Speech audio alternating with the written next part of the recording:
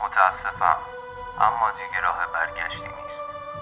تو با تمام تجهیزات به اعماق اقیانوس رفتی، اما چیزی که اون پایین دیدی چیزی نبود که انتظارشو داشتی.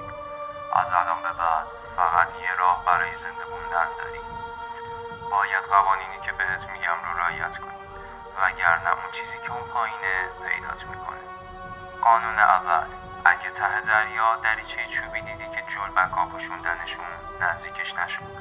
اون یه گذرگاهه، اما نه به خشکی. اونجا راه خروجت نیست. اونجا فقط جاییه که اقیانوس تموم میشه.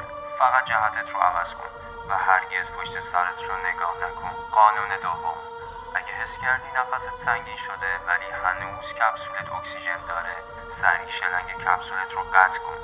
نگران نباش، چیزی نمیشه. به من اعتماد کن.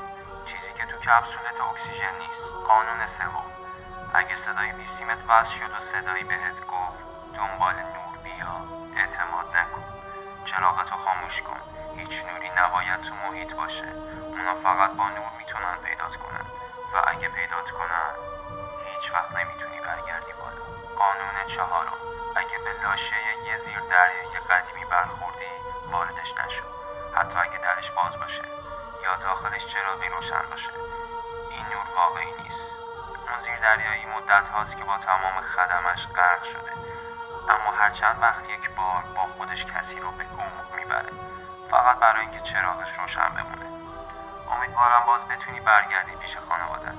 اگه سوالی داشتی فالو کن. موفق باشی.